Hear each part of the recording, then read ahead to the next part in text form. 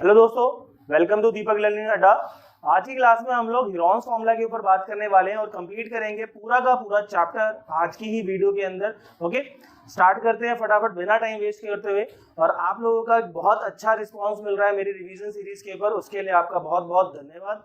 और ऐसे ही रिस्पॉन्स आप सभी देते रहे, तो इस वीडियो पे भी आप अपना ही रिस्पॉन्स ऐसे दें।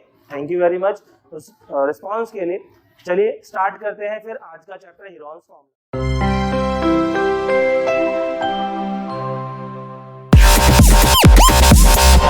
ओके, तो जो हीरोन्स फॉर्मूला है इसका यूज हमें करना कहाँ है। सबसे पहले तो ये बात देखो, हीरोन्स फॉर्मूला जो एक फॉर्मूला है ये और कुछ नहीं है, एरिया ऑफ ट्राइंगल निकालने का एक छोटा सा फॉर्मूला है। अभी तक आप लोगों ने ट्राइंगल्स जो देखे बेटा, ट्राइंगल्स के क्या क्या टाइप देखे आप लोगों ने? अभी तक जो आपने ट्राइंगल्स देखे उसमें क्या क्या ट्राइंगल्स देखे? ट्राइंगल्स में आप लोगों के पास एक इक्विलेटरल ट्राइंगल होता है और एक आपके पास राइट एंगल ट्राइंगल होता है ना। इक्विलेटरल ट्राइंगल के लिए जो एरिया आप लोगों ने देखा अभी तक वो क्या देखा था? √3/4 इंटू साइड का होल स्क्वायर, है ना। और अगर आपके पास कोई भी राइट एंगल ट्राइंगल होता था तो राइट एंगल ट्राइंगल के लिए आपको एरिया देखते थे बेटा, एरिया इसका होता था half into base into height. तो ये इसका बेस होता है और ये हाइट, है ना। तो बेस और height, half into base into height करेंगे तो हमारे पास क्या आ जाएगा? Area of right angle triangle आ जाएगा। क्या ये बात समझ में आ रही है? बट अगर आपके पास कोई ऐसा ट्राइंगल आ जाए जिसको आप ना इक्विलेटरल कह सकते हो ना ही वो आपका राइट एंगल ट्राइंगल है, जिसको हम लोग कहते हैं स्केलन ट्राइंगल, जिसकी सारी की सारी जो साइड्स होती हैं वो क्या होती हैं? डिफरेंट होती हैं। जैसे फॉर एग्जांपल ये 6 है, ये 4 है, ये 5 है ना। तो इसके अंदर क्या होगा? कहने को तो ये भी एक इक्विलेटरल ट्राइंगल, ये भी स्केलन ट्राइंगल ही है। 3, 4, 5 ये एक राइट एंगल ट्राइंगल है, बट साथ ही साथ में आपका स्केलन ट्राइंगल भी है। बट अगर कोई भी स्केलन ट्राइंगल अगर राइट एंगल है तो उसका एरिया निकाला जा सकता है। बट उसी समय अगर एक स्केलन ट्राइंगल जो राइट एंगल ट्राइंगल नहीं है तो उसका एरिया निकालना राइट एंगल वाले फॉर्मूले से डिफिकल्ट है। तो उसके लिए हम लोगों ने यूज किया किसका बेटा? हीरोन्स फॉर्मूले का। तो हीरोन्स फॉर्मूला का यूज कैसे किया जा रहा है वो समझते हैं एक बार बहुत छोटे से तरीके के लिए। जो हीरोन्स फॉर्मूला है वो क्या है? √S-A, S-B और S-C। क्लियर? यहां पर S का क्या मतलब है? Semi perimeter. S का मतलब है सेमी पेरीमीटर। और पेरीमीटर का क्या मतलब होता है बेटा? पेरीमीटर का मतलब होता है sum of all sides. Perimeter is equal to sum of all sides. तो अगर यहां पर ये A है, ये B है और ये C है, तो पेरीमीटर क्या हो जाएगा आपका? A plus B plus C। और S क्या हो जाएगा आप लोगों का? A plus B plus C upon में 2। S की वैल्यू क्या हो जाएगी? A plus B plus C upon में 2। यहां तक कोई डाउट इसके अंदर? चलो एक सिंपल एग्जांपल से पहले हीरोन्स फॉर्मूला को थोड़ा समझते हैं। लेट्स से आपके पास कोई ट्राइंगल है, ये 6 है, ये 8 है और ये 10 है। ओके, मुझे इसका क्या निकालना है? एरिया निकालना है। स्केलन ट्राइंगल है। अब स्केलन ट्राइंगल है तो इसका एरिया कैसे निकलेगा? फिर से area of triangle will B √S, S-A, S-B और S-। Now area of triangle में पहले हमें क्या फाइंड आउट करना पड़ेगा? S। तो मान लो ये A है, ये B है और ये C है। तो 6 + 8 + 10 अपॉन 2। तो 6 और 8 14, 14 और 10 24 upon 2 will be. Okay, now तो यहां पे जो वैल्यूज पुट करेंगे तो 12, 12 - 6, 12 - 8 और 12 - 10। यहां तक कोई डाउट? यहां तक कोई doubt? Next 12 - 6 will be 6, 12 - 8 will be 4 and 12 - 10 will be 2। Okay, now अब आप इसको यहीं पर क्या करो? मल्टीप्लाई मत करना इन लोगों को। आपको अगर इसको जल्दी सॉल्व करना है तो आप इसको मल्टीप्लाई मत करो, क्या करो? इन्हीं को बाइफरकेट कर दो। जैसे 12 है उसको 2 into 6 लिख सकते हो, क्योंकि यहाँ पर एक 6 अलग से पहले से था, तो ये 6 क्या बन जाएगा, पेयर बन गया। तो देखो ये वाला 6 भी हो गया और इस 12 का भी काम हो गया हमारे लिए। 4 का मतलब क्या हो जाएगा, 2 into 2 और 2, देखो 6 का पेयर बन गया, 2 का पेयर बन गया और इस 2 और इस 2 का भी। तो जिन जिन के पेयर बन गए वो लिख लो, 2 into 2 into 6, तो आंसर आ जाएगा 2 2 जा 4, 4 6 जा 24। क्लियर मेरी बात सभी को। तो यहाँ पर आंसर आ जाएगा 24 एरिया ऑफ ट्राइंगल। अगर यहाँ पर ये सेंटीमीटर में है तो आंसर आ जाएगा सेंटीमीटर स्क्वायर। क्लियर सभी को ये वाली बात। चलो एक क्वेश्चन बुक का देखते हैं फटाफट, ज्यादा समझ में आएगा आप लोगों को। एग्जाम्पल 1 कह रहा है आपसे, find the area of triangle two sides of which are 8 centimeter and 11 centimeter and the perimeter is 32 centimeter। दो साइड्स दे रखी है, तो A की वैल्यू दे रखी है 8 सेंटीमीटर, B की वैल्यू दे रखी है 11 सेंटीमीटर, C की वैल्यू आपको नहीं पता, और पेरीमीटर आपको इस क्वेश्चन के अंदर दे रखा है 32 सेंटीमीटर, और कह रहे हैं find the area of the triangle. तो आपको इस क्वेश्चन के अंदर area of triangle find out करना है।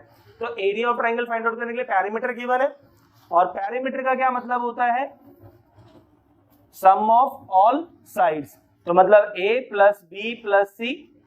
तो पेरीमीटर दे रखा है 32, 8 प्लस 11 प्लस C, तो C की वैल्यू आ जाएगी 32 माइनस 19, दैट विल बी 13। तो C की वैल्यू आ गई आपके पास 30 सेंटीमीटर। अब आपको निकालना है S, क्योंकि एरिया ऑफ ट्राइंगल निकालने के लिए आपको चाहिए S, मतलब हीरोन्स फॉर्मूला वाला पार्ट, तो S चाहिए। तो A plus B plus C, जिसमें हमें पता है A plus B plus C की वैल्यू क्या है 32 अपॉन 2, तो इसकी वैल्यू क्या आ जाएगी, क्लियर नाउ। तो आपका एरिया ऑफ ट्राइंगल क्या हो जाएगा, under root S minus A, S minus B और S माइनस C। S की वैल्यू आई हमारे पास 16 माइनस A की वैल्यू क्या है हमारे पास 8, 16 माइनस 11 और C की वैल्यू आई थी 13, तो 16 minus 13, 16 minus 8 will be 8, 16 minus 11 is 5 and 16 minus 13 is 3। यहां तक बात समझ में आई सभी को। नाउ 16, अब वही चीज फिर से करेंगे हम लोग, तोड़ना स्टार्ट करो और उनको ऐसे तोड़ो कि चीजें आराम से हो जाएं आपके पास। सबको मल्टीप्लाई नहीं करना आप लोगों को, आप सबको मल्टीप्लाई मत करो, डायरेक्ट करो इसको ऐसे ही। देखो 16 का पेयर बन गया 4 इंटू, ये बन गया 4 इंटू 4, तो ये पेयर निकल जाएगा, है ना। 8 का क्या बनेगा 2 इंटू 2 इंटू 2, 5 का कोई पेयर नहीं है एज इट इज, 3 भी एज इट इज। तो देखो 4 पेयर बना और 2 पेयर बना, बाकी इनके कोई पेयर नहीं बन रहे, ये एज इट इज रह जाएंगे आपके पास। तो क्या वैल्यू आ जाएगी आपके पास, देखो 4 बाहर, 2 बाहर और अंदर रह गया 2 इंटू 5 10, 10 इंटू 3 30। तो आंसर हो जाएगा 8 under root 30 centimetre square. Clear मेरी बात सभी को। तो इजी था ये क्वेश्चन, समझ में आ गया सभी को। चलिए फटाफट इसे कॉपी कर लीजिए, फिर आगे बढ़ते हैं। ओके, एग्जांपल नंबर 2 आप लोगों की बुक का है। A triangular park ABC has sides 120 metre, 80 metre and 50 metre. Gardener Dhania has to put a fence all around it and also plant grass inside. How much area does she need to plant? Find the cost of fencing it with barbed wire at the rate of ₹20 per meter, leaving a space of 3 meter wide for a gate on one side.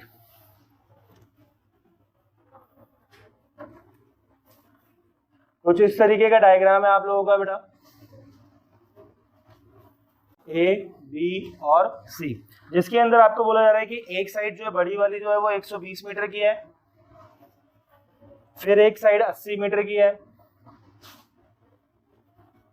और एक side 50 metre की है।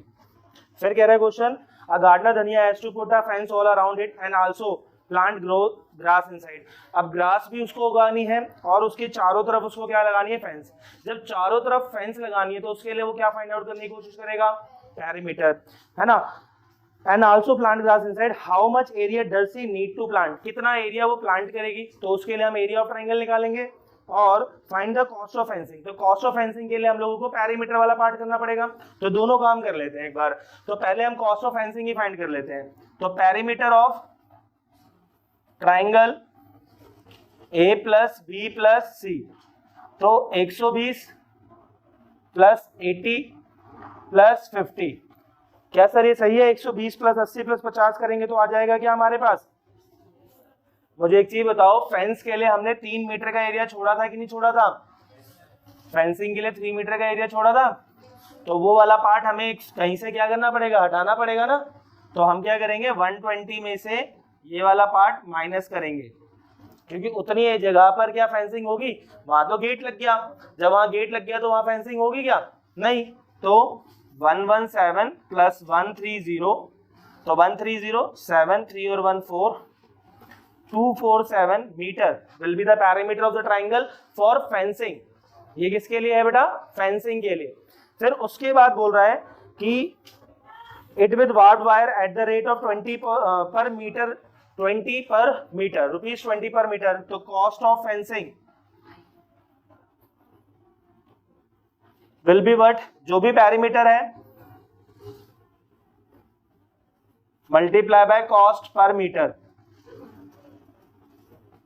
तो perimeter आया 247 multiply cost per is 20, 2 7 जा 14, 2 4 जा 8 और 9 2 2 जा 4, तो 4940 रुपीज का क्या आ जाएगा उसका बेटा? कॉस्ट ऑफ फेंसिंग आ जाएगा। क्लियर है मेरी बात यहाँ तक की? तो कॉस्ट ऑफ फेंसिंग आ गई 4940। अब उसके बाद क्या निकालना है? Area of triangle. तो एरिया ऑफ ट्राइंगल का फॉर्मूला क्या है? एस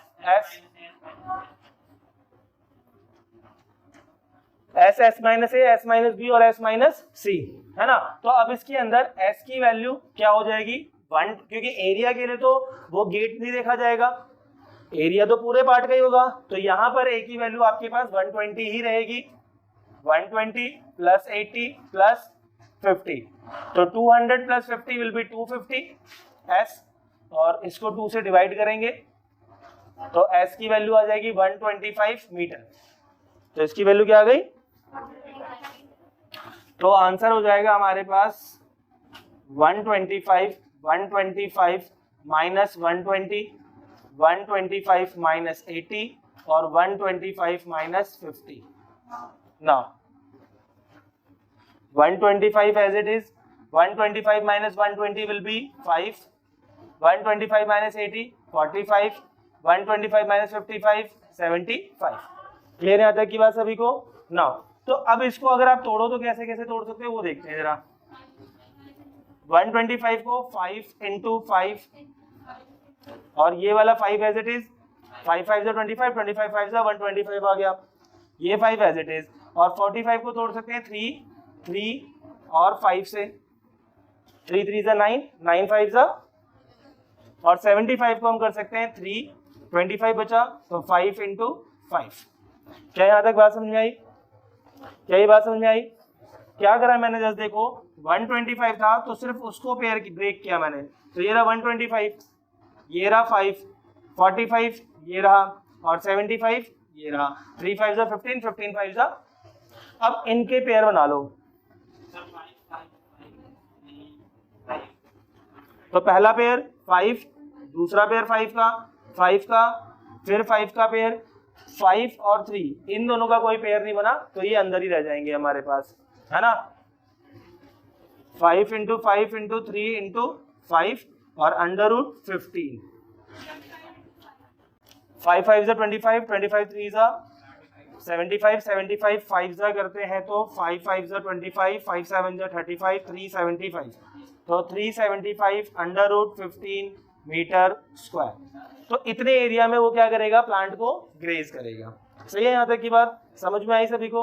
ये था कॉस्ट ऑफ फेंसिंग और ये होगी उसकी एरिया ऑफ जो प्लांट का जो भी पार्ट उसमें वो प्लांट करेगा उस एरिया में, तो वो वाला पार्ट आ जाएगा। मेरे ख्याल से बात सभी को समझ में आ गई वाले क्वेश्चन की? कंसेप्ट क्लियर है? तो बेटा ये छोटा सा इतना सा ही कॉन्सेप्ट है इसके अंदर, इस चैप्टर के अंदर, कि अगर आप लोगों को कॉन्सेप्ट समझ में आ जाए तो सारा काम हो जाएगा। ये रहा ना बेटा ये पैसा 4940। क्वेश्चन नंबर 2 कह रहा है आप लोगों से the side The triangular side wall of flyover have been used for an advertisement. The sides of the walls are 122 metre, 22 metre and 120 metre. आप लोगों को ये डायग्राम दिख रहा है, इस डायग्राम में देख रहे होगे आप लोग कि 120, 122 और 22 मीटर आपका जो साइड ऑफ द वॉल है उसमें जो ट्राइंगुलर पार्ट है, जो इसका जो ट्राइंगुलर पार्ट है वो सिर्फ इतना सा है। इस वाले पार्ट को हम लोग क्या कर रहे हैं बेटा, एडवर्टाइजमेंट पर्पस के लिए यूज कर रहे हैं। तो एडवर्टाइजमेंट पर्पस के लिए यूज कर रहे हैं तो इसमें ये साइड 22 मीटर की है, ये साइड 120 मीटर की है और ये साइड 122 मीटर की है। The advertisement yield an earning of 5000 per metre square per year. जो एडवर्टाइजमेंट है वो आपको 5000 रुपए per metre square per year earn करके दे रही है, यानी 1 मीटर स्क्वायर 5000 रुपए पर ईयर देगी आपको। तो 1 मीटर स्क्वायर के लिए 5000 रुपए आपको पर ईयर मिल रहे हैं। अब क्वेश्चन कह रहा है company hired one of its wall for 3 months. Company ने उसको कितने महीने के लिए हायर किया है, 3 महीने के लिए हायर किया है। How much rent did it पे, रेंट कितना पे किया है ये बताना है आप लोगों को इस क्वेश्चन के अंदर। तो रेंट कितना पे किया है वो देखो इसके अंदर। सबसे पहले रेंट का मतलब इस पूरे एरिया निकालना पड़ेगा इसका। तो एरिया निकालने के लिए आप लोगों को सबसे पहले फॉर्मूला क्या है हमारे पास, area of triangle. Area of triangle will be under root S minus A, S minus B और एस माइनस सी। तो बेटा एस की वैल्यू हो जाएगी आपके पास a plus B plus C upon 2। तो a की वैल्यू है 22, 122 और 120 अपॉन में 2। तो 2 और 2 4, 2 2 4 और 2 6, 1 और 1 2, 264 अपॉन 2 करेंगे तो आई वैल्यू 132 मीटर। चलो यहाँ तक क्लियर है बेटा ना। तो एरिया ऑफ ट्राइंगल आ गया 132 metre, sorry area of triangle नहीं आया, अभी सिर्फ ऐसा है। तो एरिया ऑफ ट्राइंगल के लिए हम लोग फिर से वही फॉर्मूला लगा देंगे। तो एस की वैल्यू आई है 132, 132 माइनस 22, 132 माइनस 120 और 132 माइनस 122। 132 एज इट इज, 132 में से 22 माइनस जाएगा तो 110, 132 में से 120 माइनस होगा तो हमारे पास आया ये 12 और 132 में से 120 हुआ था हमारे पास आया 10। अब एक चीज देखो, 132 को जब आप तोड़ोगे तो 11 इंटू 12 क्या होता है, 132 होता है। तो 11 इंटू 12, ऐसे 110 को करोगे तो 11 इंटू 10, 12 एज इट इज छोड़ दो, 10 एज इट इज छोड़ दो। अब देखो सबके पेयर बन गए, 11 का पेयर बन गया, 12 का पेयर बन गया और 10 का भी सबके पेयर बन गए। तो 11 इंटू 12 इंटू 10, तो 11 12 जा 132 और 132 को 10 से करेंगे तो 1320 मीटर स्क्वायर। इतना एरिया है उस पूरे के पूरे ट्राइंगल का, उतना एरिया है उस पूरे के पूरे ट्राइंगल का। तो हमें क्या निकालनी है, कॉस्ट ऑफ अर्निंग। और उसने एडवर्टाइजमेंट कितने महीने के लिए लिया बेटा, 3 मंथ के लिए। 1 मीटर स्क्वायर की कॉस्ट है 5000 पर ईयर, 1 साल की कॉस्ट है 5000 रुपए, तो हमने तो 3 महीने के लिए लिए। तो कॉस्ट ऑफ एडवर्टाइजमेंट या cost of yield earned by company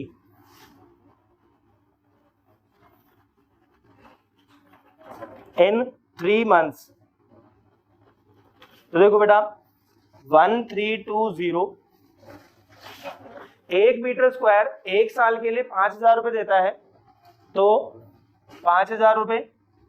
but हमें निकालना है सिर्फ 3 महीने के लिए, तो हम क्या कर देंगे बेटा 3/12। 1 साल के लिए था तो 12 से डिवाइड कर दिया और 3 से मल्टीप्लाई। अब आपसे क्वेश्चन वो 3 महीने के लिए पूछ सकता है, 2 महीने के लिए पूछ सकता है, वो आपके ऊपर डिपेंड करता है, क्वेश्चन के ऊपर डिपेंड करता है कि नहीं। तो सिंपल 12 1 जा 12, 12 11 जा, तो यहाँ पर ये कट गया। 11 5 जा 15, 15 3 जा हो जाएगा आपके पास, सॉरी 11 5 जा 55 और 55 3 जा 165, 1 2 3 4 zeros। तो 16,50,000 रुपीज वो 3 महीने में कमाएगा एक एडवर्टाइजमेंट से ना 16,50,000 रुपए से ना।